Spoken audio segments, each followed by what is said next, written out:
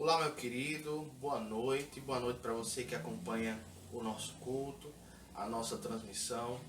Hoje eu quero convidar você a abrir a sua Bíblia mais uma vez lá no livro de Tiago e hoje no capítulo 4.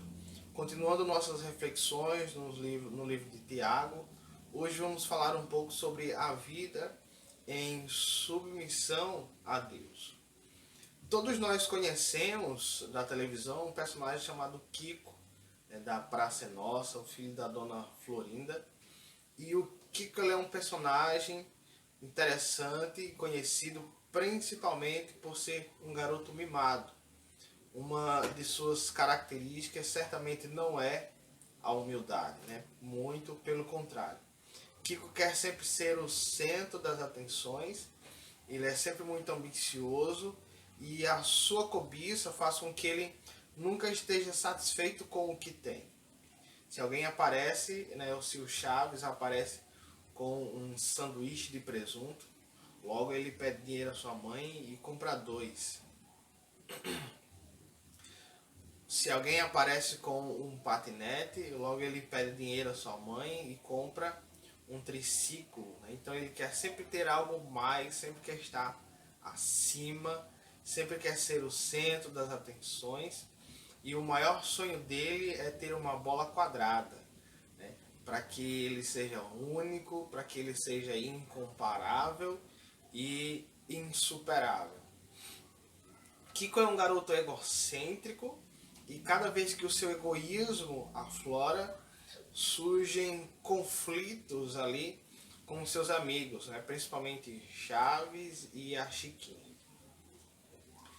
Mas o problema é que na igreja nós temos muitos Kikos, muitas pessoas egocêntricas, egoístas, ambiciosas, que sonham em ser a bola quadrada da igreja, que acha que é o rei da cocada preta. E é sobre isso que Tiago vai nos alertar hoje.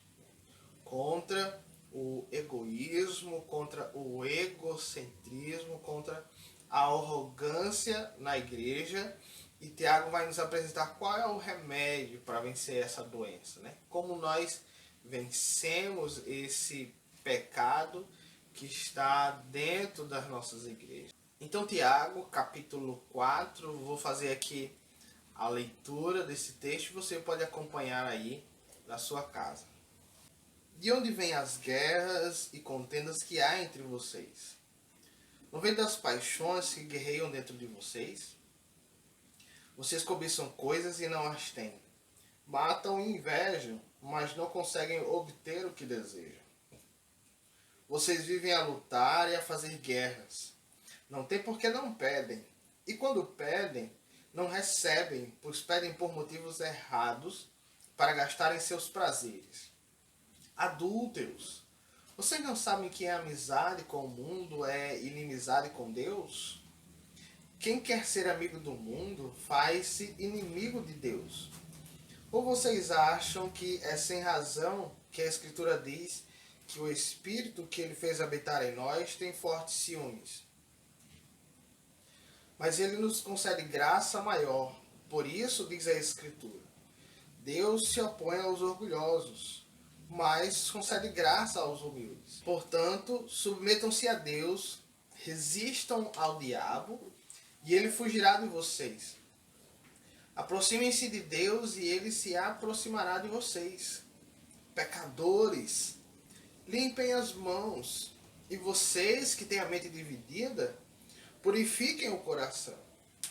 Entristeçam, lamentem-se, chorem, troquem o riso por lamento e a alegria por tristeza. Humilhem-se diante do Senhor e ele os exaltará.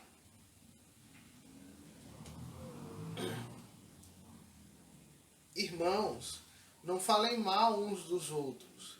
Quem fala mal contra o seu irmão ou julga o seu irmão, fala contra a lei e a lei o julga. Quando você julga a lei, não está cumprindo, mas está se colocando como juiz. Há apenas um legislador e juiz. aquele que pode salvar e destruir. Mas quem é você para julgar o seu próximo? Ouçam agora, vocês que dizem: hoje ou amanhã iremos para esta ou aquela cidade. Passaremos o ano ali, faremos negócios e ganharemos dinheiro. Vocês nem sabem o que lhes acontecerá amanhã. Que é a sua vida? Vocês são como a neblina que aparece por um pouco de tempo e depois se dissipa. Ao invés disso, deveriam dizer: se o Senhor quiser, viveremos e faremos isto ou aquilo. Agora, porém, vocês se vangloriam das suas pretensões. Toda vanglória como essa é maligna. Pensem nisto, pois quem sabe que deve fazer o bem e não faz, comete pecado. Nesse texto, então, nós vemos Tiago exortando aquela igreja contra a arrogância, contra o egocentrismo e a cobiça na comunidade. Ele faz algumas perguntas retóricas no início do capítulo 4. De onde vêm as guerras? Será que ela não vem das paixões? E essas perguntas de Tiago levam aqueles irmãos a refletirem de fato sobre o que é que tem causado problemas na comunidade. E problemas na comunidade era algo que Tiago já vinha tratando desde o início da sua carta. No capítulo 2, vemos que havia problemas naquela igreja com relação à parcialidade, preferência dos ricos e esquecimento dos pobres. No capítulo 3, Tiago vai falar sobre as dissensões causadas pelo descontrole da língua ou pela falta de sabedoria de muita gente na igreja. E aqui mais uma vez, Tiago vai falar sobre os problemas que há na comunidade, só que agora causados pelo egoísmo das pessoas, pelo egocentrismo, pela cobiça. E veja o que Tiago vai dizer. Ele vai dizer que as guerras e contendas que há entre vocês vêm das paixões que guerreiam dentro de vocês. Há um desejo, um sentimento, dentro daquelas pessoas que causa discórdia na comunidade. Primeiro, essa discórdia era dentro de si mesmo. Tiago vai dizer que as paixões guerreiam dentro das pessoas, dos irmãos daquela comunidade, e isso gerava guerras e contendas, ao ponto das pessoas serem levadas pela cobiça a invejar e Tiago vai dizer a matarem para obter o que desejam. Não necessariamente aqui a expressão deve ser entendida de forma literal, como se houvessem assassinos na igreja, mas demonstra a violência muitas vezes e o problema causado pela cobiça. Havia discórdia dentro de si mesmo, dentro da comunidade, com Deus, e tudo isso por causa dos desejos e das paixões que aquelas pessoas tinham. E obviamente quando se fala de prazer aqui na carta, Tiago está falando de um ponto de vista negativo. A palavra aqui, prazer, é a mesma palavra que hoje dá sentido à expressão hedonismo.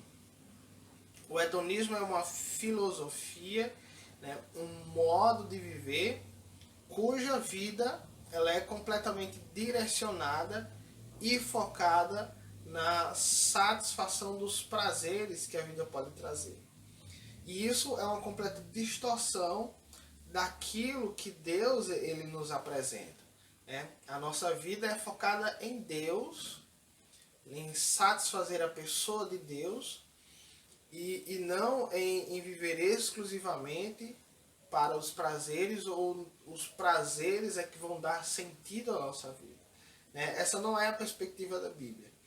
Mas esse tipo de ponto de vista dentro da igreja causou problemas e conflitos entre as pessoas, né, dentro de si mesmas e com Deus, e tudo isso motivado também pela cobiça daquelas pessoas.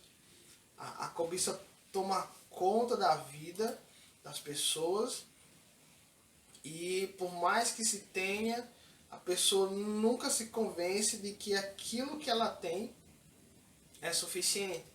Então sempre vem aquele desejo de ter mais e cada vez mais, e nunca está satisfeito. E esse modo de enxergar a vida é algo que tem causado discórdia na comunidade e também nas igrejas. Quando as pessoas deixam se levar pelos prazeres, quando elas deixam que seus desejos as dominem, elas acabam se entregando, por exemplo, a vícios e exageros, como alcoolismo, drogas, sexo, né, ou até mesmo a comida, né, a gula. E isso causa discórdia dentro de si mesmo, com a sua comunidade e com Deus. O alcoolismo causa discórdia dentro de si mesmo, né? O vício faz com que a pessoa viva em conflito consigo mesmo. Isso gera violência e conflito entre as pessoas que convivem ao redor e, consequentemente, principalmente também com Deus. Né? Então, é essa a cobiça, né? Esse modo de viver voltado para os prazeres, para o egoísmo, para o egocentrismo, é algo que cria conflitos consigo mesmo, com Deus e com o povo de Deus. E Tiago vai dizer no final do versículo 2, né, vocês desejam, vocês cobiçam e não têm. Né? E não têm porque não pedem, quando pedem não recebem. Um dos motivos pelos quais a pessoa não recebe o que deseja é que ela não pede a Deus. Né? E não ora porque é de mente dúbia ou dividida. Ou então, quando oram, os seus pedidos eles são egoístas.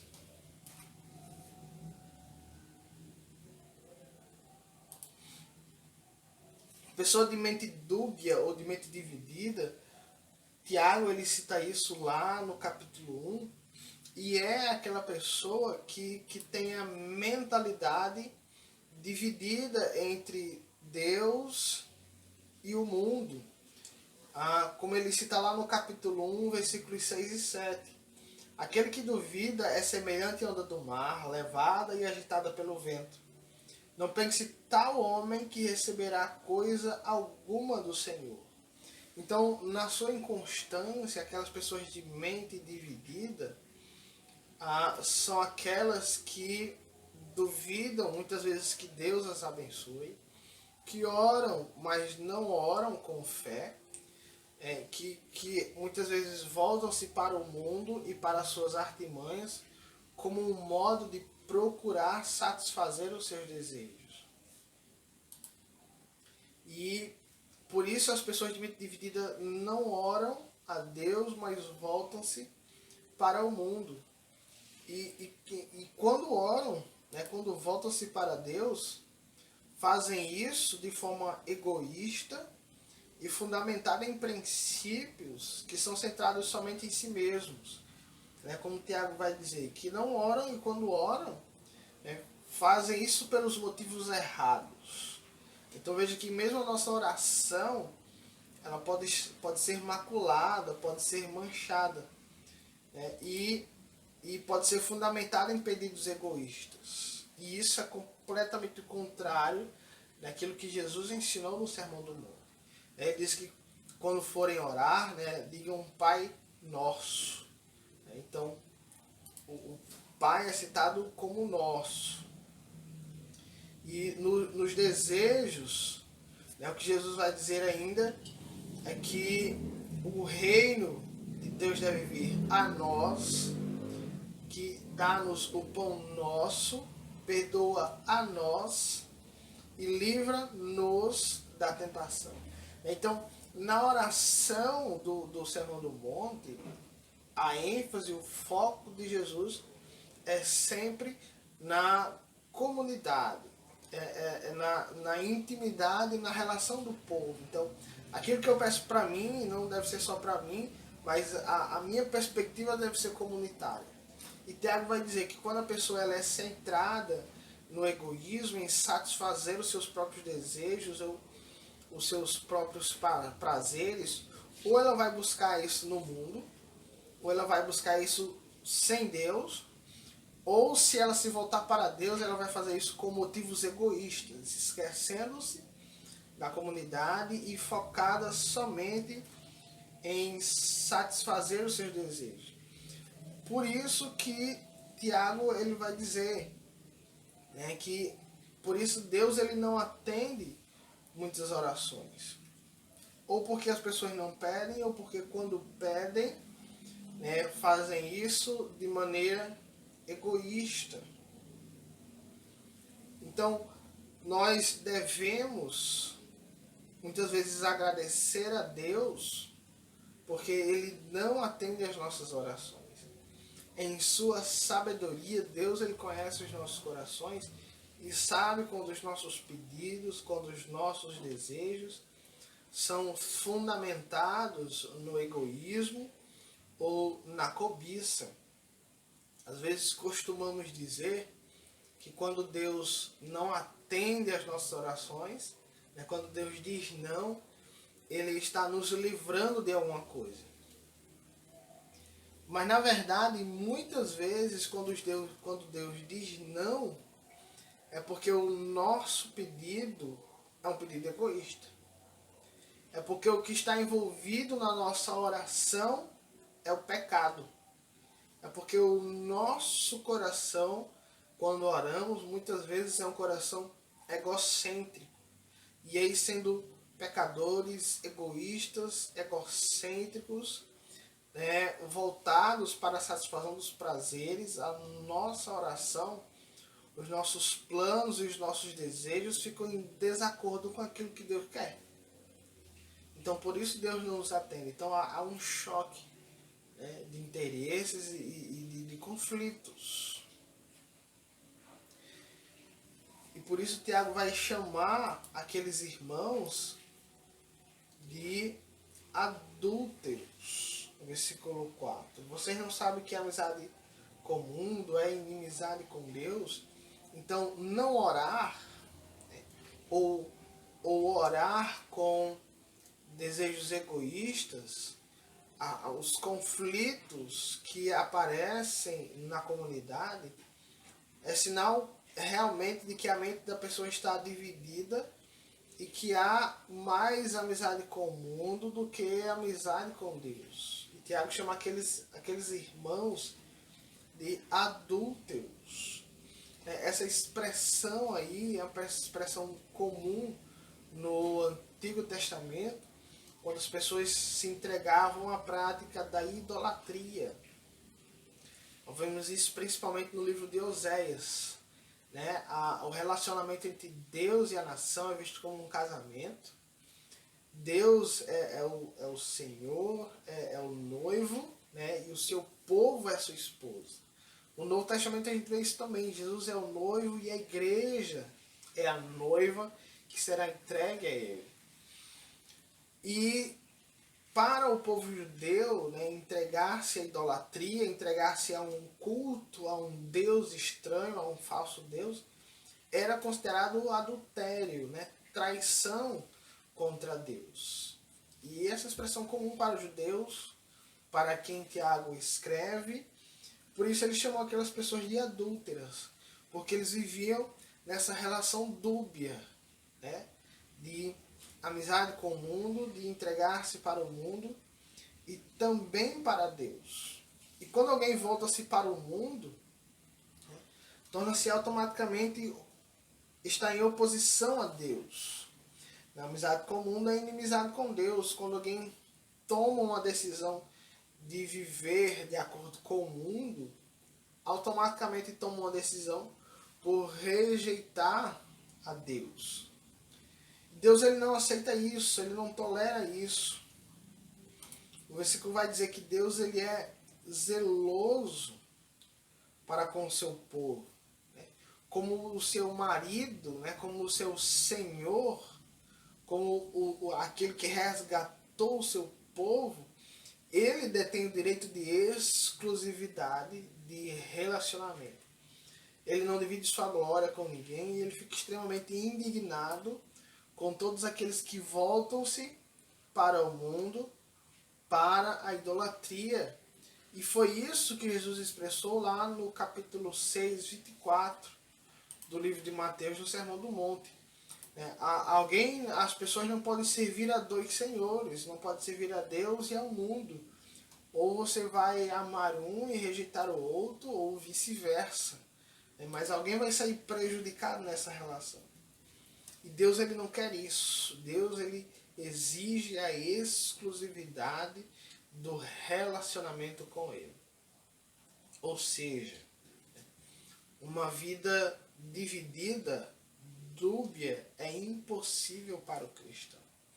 O cristão não pode viver para o mundo e para Deus. Ele não pode querer viver no hedonismo ou na busca pelas suas ambições egoístas, buscando viver como quer, e ainda assim, por outro lado, esperar ter um relacionamento com Deus. E Deus ele se recusa a ouvir orações de pessoas cujo coração é como este. Então veja o panorama, né, que Tiago nos apresenta. De como o egoísmo e a ambição e a cobiça na igreja cria conflitos conosco, com o povo, com o próprio Deus. Façam que nós vivamos de forma dividida, né, entre o mundo e Deus, e dificulta o nosso relacionamento com Deus ao nos tornar inimigos de Deus. A fazer com que haja uma inimizade com Deus. Então o cristão ele não pode ter esse tipo de vida. Ou está na igreja, ou está no mundo, né? Mas a mente dividida não é agradável a Deus. Deus ele deseja que o seu povo seja exclusivamente seu, né? Que viva para Ele, focado em satisfazer a Ele e não a si mesmo ou os seus próprios prazeres. Então o que Tiago vai nos ensinar, né, é que a atitude correta diante do egocentrismo que causa tantos problemas na igreja é a submissão a Deus com arrependimento e pureza, nos versículos 6 ao 10. Nos versículos 1 ao 5 ele nos dá o panorama, né, os problemas que surgem na igreja devido ao egoísmo, ao hedonismo, a essa vida dúbia. E do versículo 6 ao 10 ele vai dizer o que resolve isso, o que cura isso, é viver em submissão a Deus com arrependimento e pureza. O versículo 6 diz que Deus ele se opõe aos orgulhosos e concede graça aos humildes. Ou seja, aquela pessoa que vive com orgulho, que é egoísta, que é egocêntrica, Deus ele estará em oposição a elas. Deus as rejeitará, as disciplinará e as dominará. Mas aquele que vive para Deus, né, recebe graça, né? Aquele humilde, ele é abençoado por Deus. Então Deus ele rejeita a oração do arrogante, mas ouve com graça a oração do humilde. E para isso, né, para relacionar-se com Deus, para deixar o egoísmo, Tiago vai nos dar uma série de orientações. Né? Como é que nós podemos deixar o egoísmo e sermos mais humildes e nos aproximarmos de Deus? Então ele vai dizer Versículo 7, submetam-se a Deus. Então, o contrário do egoísmo, do egocentrismo, da arrogância, de uma vida focada na satisfação dos prazeres, é a submissão a Deus. Você não deve ser submisso aos seus prazeres, mas a Deus.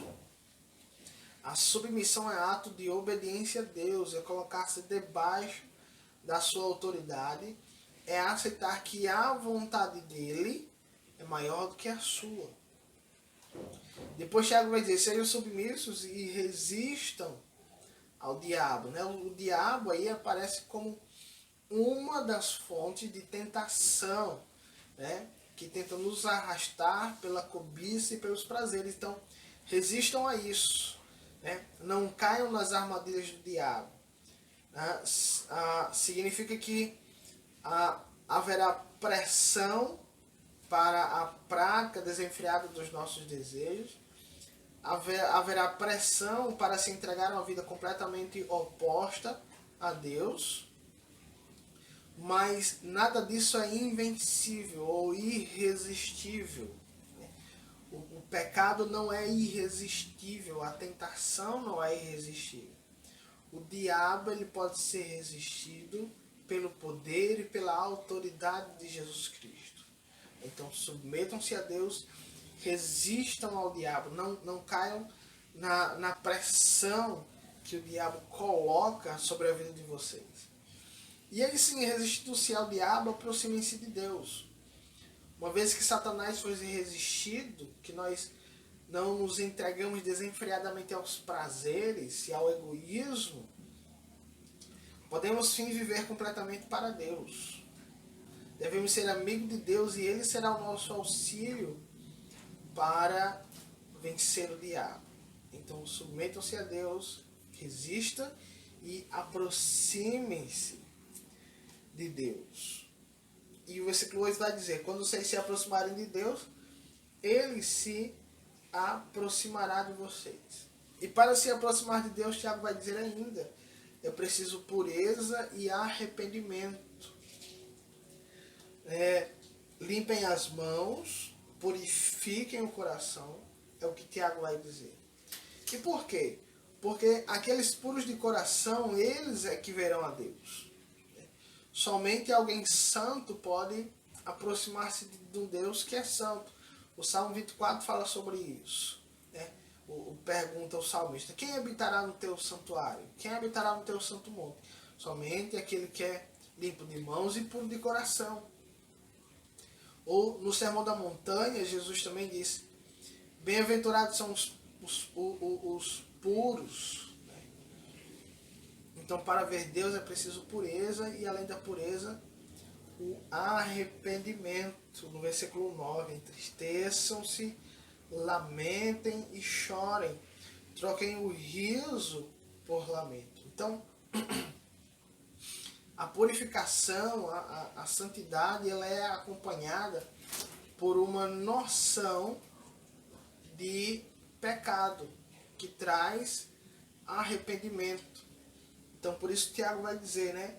Vocês precisam ter essa noção, precisam, né, entristecer-se por isso, lamentar e chorar. Como Jesus disse, bem-aventurados são os pobres de espírito. O que é o pobre de espírito?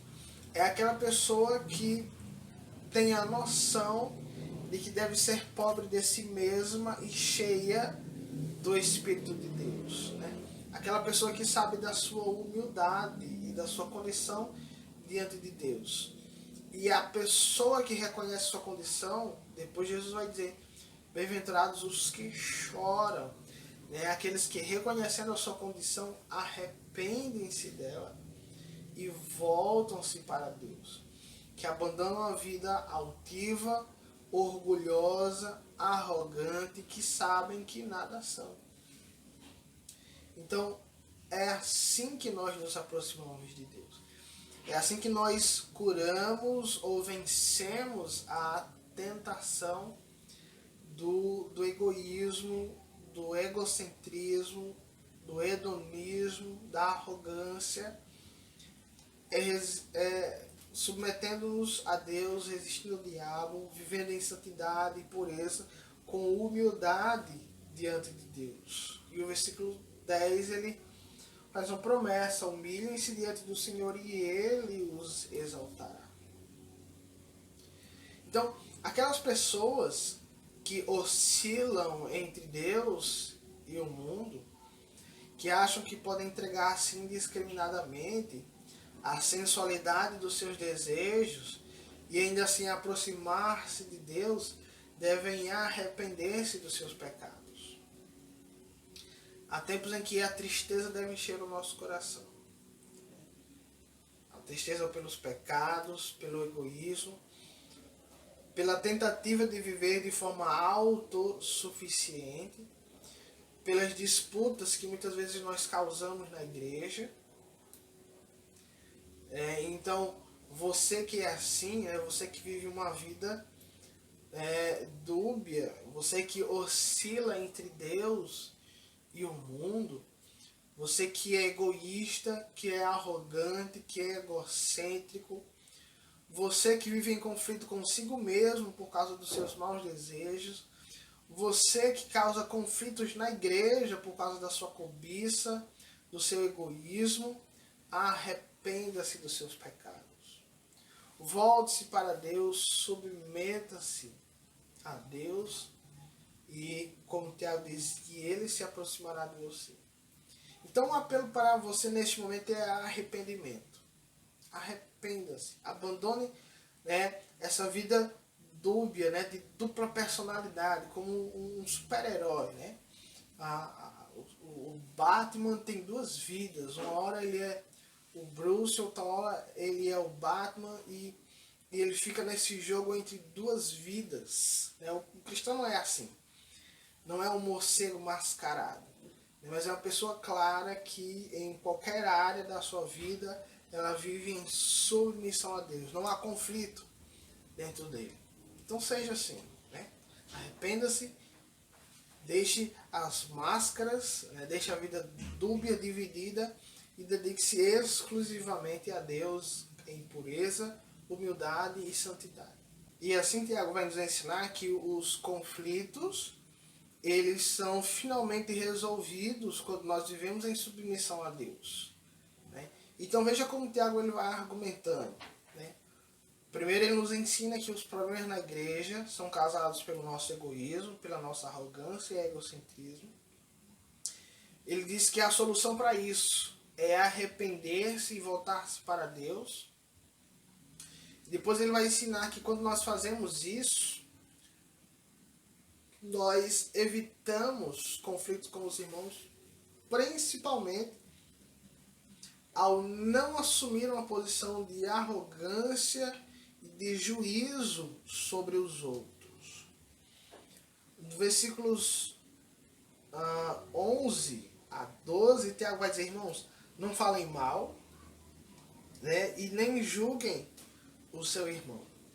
Nós precisamos entender o significado dessas duas palavras, e a ideia aqui de falar mal e de julgar está relacionado a difamar uma pessoa e, com base nesse conteúdo difamatório, emitir algum tipo de declaração condenatória sobre alguém.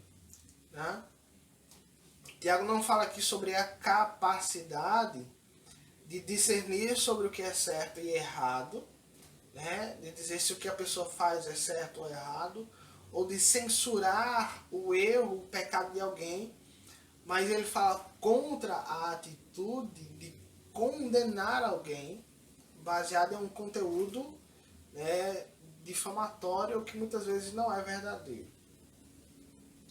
Aqueles que se acham nesse direito, que vivem em apontar o erro das pessoas, na verdade colocam-se como juízes dessas pessoas e como julgadores da própria lei, como legisladores, como Tiago vai dizer. Quando você julga, quando você faz isso, você se coloca acima da própria pessoa, se coloca acima da lei, e você não age como cumpridor da lei, mas como juiz sobre a lei. na verdade, esse tipo de ação, esse tipo de atitude mostra uma espécie de posição, né, muito arrogante. A pessoa que vive para apontar os erros das pessoas na igreja, que vive para falar sobre isso, acha muitas vezes que é um executor da lei. Mas Tiago vai dizer, a pessoa que vive assim, né, ela se coloca acima da lei, ela se coloca até mesmo no lugar do legislador, daquele que emite a lei, né, daquele que cria a lei.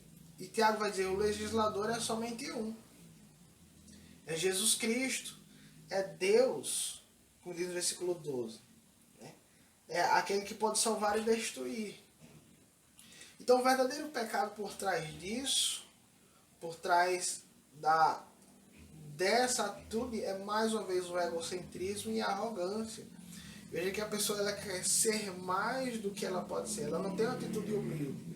Enfim, nós não devemos difamar nossos irmãos, nem ter prazer em condená-los. Né? Apontar, a falar sobre o erro das pessoas na igreja não é um prazer em condená-los. Né? Tem muita gente na igreja que se acha o paladino da justiça. Né? Então, eu sou o justiceiro da igreja, eu vou fazer juízo, eu sou responsável pela execução da justiça na igreja, sai ali apontando o erro de todo mundo e falando contra todo mundo e ninguém passará impune. Né? Esse tipo de gente acha que é a pessoa mais importante da igreja. Acha que sem ele a igreja está fadada à desgraça. Né? Porque ele é quem promove a justiça na igreja. Isso está muito errado. A gente não deve difamar ninguém, a gente não deve ter prazer em condenar ninguém, a gente não deve impor a ninguém algo que a própria Bíblia não impõe. Veja que tem gente que faz isso na igreja, quando se cria regras além daquilo que a própria Bíblia determina.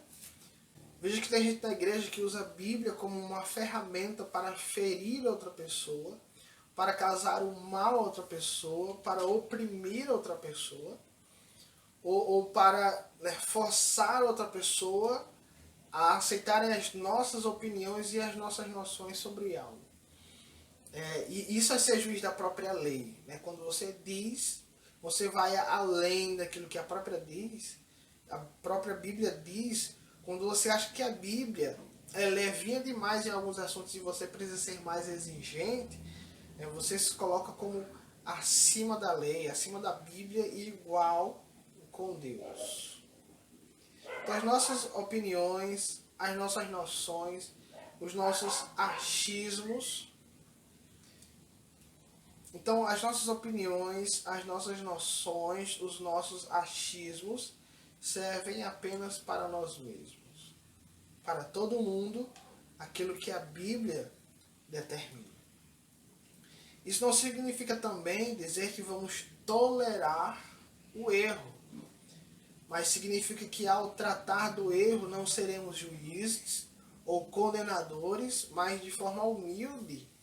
Devemos tratar os nossos irmãos com amor, devemos encorajá-los, devemos fortalecê-los, devemos ser uma ajuda para que esses irmãos submetam-se a Deus e resistam ao diabo e às suas tentações.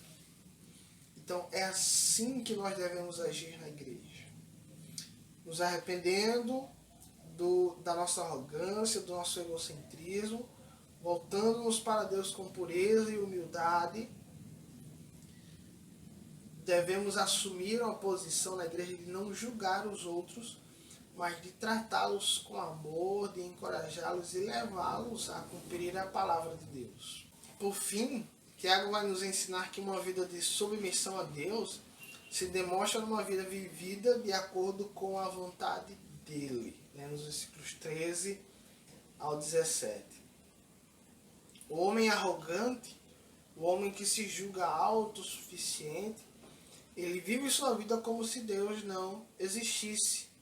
né? Como o Tiago vai dizer aí, ele faz planos, ele planeja viagens, planeja negócios, né? Tiago ele faz referência aí a provavelmente aos ricos daquela comunidade, as pessoas que faziam negócio, que eram comerciantes, e essas pessoas têm uma tendência a esquecer de Deus e a confiarem nas suas capacidades, nas suas riquezas, nas suas posses. E ele vai dizer que o homem insensato, né, ele faz planejamento, planeja negócios, viagens, planeja enriquecer, ganhar dinheiro, e tudo isso sem levar em consideração a providência de Deus, a permissão de Deus, aquilo que Deus determina, a boa vontade de Deus age como se Deus não existisse. A vida é algo muito frágil e pode se extinguir a qualquer momento. Tá? Nós somos dependentes daquilo que Deus determina para a nossa vida e muitas circunstâncias podem fugir ao nosso controle. Então o problema maior é fazer planos ou buscar ganhar dinheiro ou qualquer outra coisa sem incluir na nossa vida um componente muitíssimo importante chamado providência de Deus.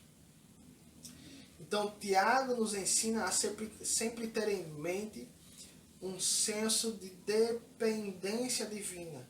Nós faremos ou não aquilo que Deus quer ou não que façamos. Então, o desafio para nós, né, a partir desse ponto, é abandonar a confiança em nós mesmos, nos nossos próprios recursos ou em outras coisas que nos deem um falso senso de estabilidade e submeter tudo isso a Deus, né?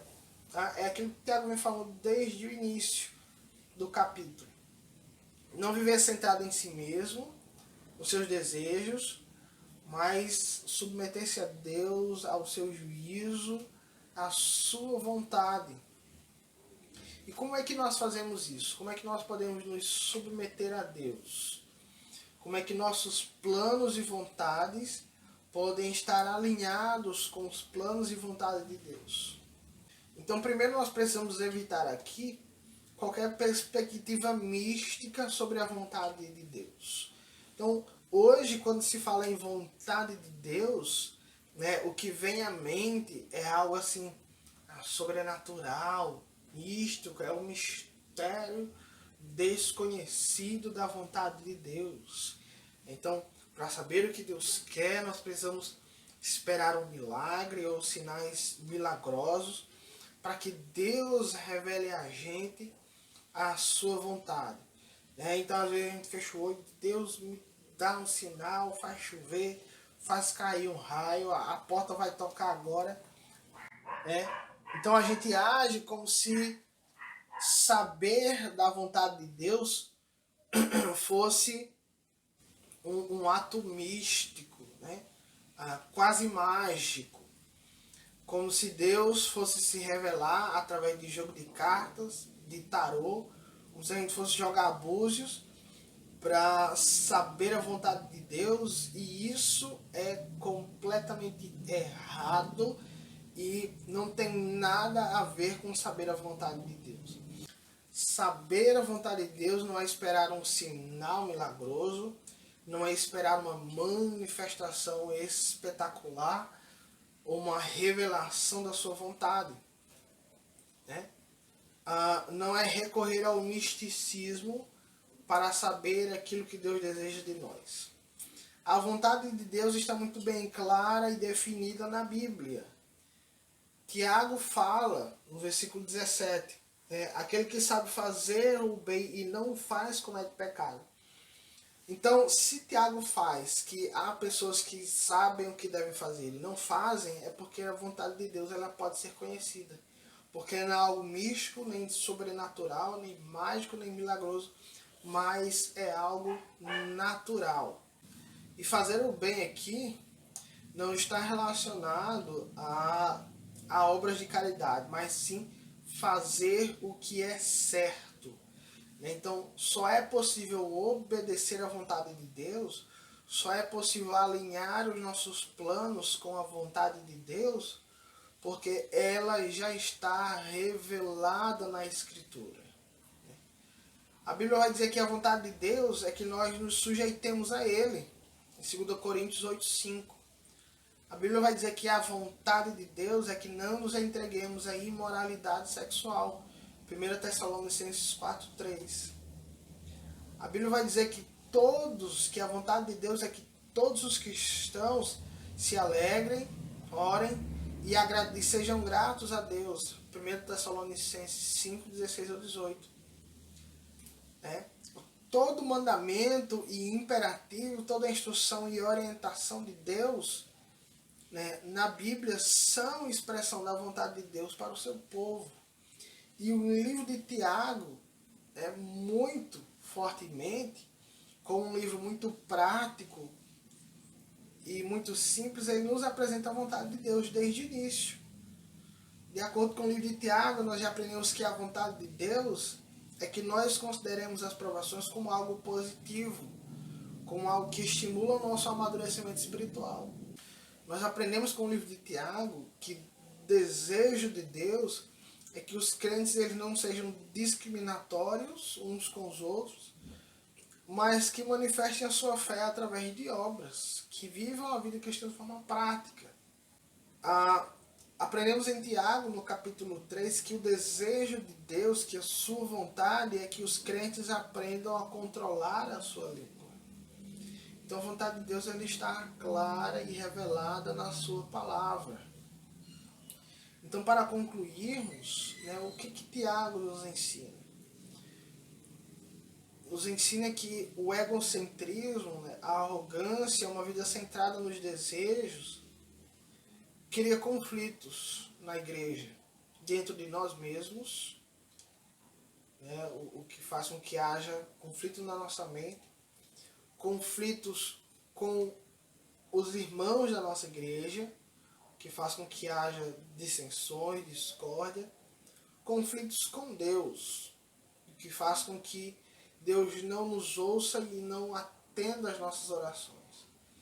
Mas esses conflitos criados pelo egocentrismo, eles são resolvidos quando demonstramos submissão a Deus, principalmente no modo de tratar os irmãos, ao não nos colocarmos como juízes condenadores dos nossos irmãos, e pelo nosso modo de viver a vida, ao alinhar os nossos planos com a vontade de Deus. Então, essa é a lição de Tiago para nós. Tem gente que na igreja que diz assim, é do meu jeito ou nada feito. Se não for do jeito que eu quero, então eu não faço, eu não conto mais comigo. É gente egoísta, arrogante e insubmissa à vontade de Deus. É gente que não pensa no reino de Deus, mas no seu próprio umbigo. É o tipo de gente que, quando não pode jogar, fura bola. Quando eu era moleque, a gente jogava bola na rua e sempre tem aquele mais chatinho, mais implicante, que se ele não pudesse jogar, ele chutava a bola para fora. Se ele ficasse irritado, ele furava a bola. Ou se ele fosse o dono da bola, ele arrastava a bola com ele. Tem gente que é assim na igreja.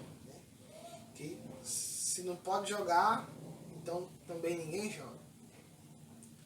É gente que é igual ao Kiko na igreja, que se acha um tesouro, mas que na verdade não passa de ouro de besouro.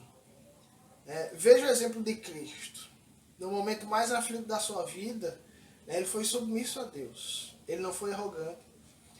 Cristo é o exemplo maior de humildade na Bíblia. Ele estava lá no céu, na sua posição como Deus, e se humilhou, se assumindo a forma de escravo, a forma humana, e ainda no momento mais difícil da sua vida, ele disse, Pai, se possível passa de mim esse cálice, mas na verdade seja feita a tua vontade.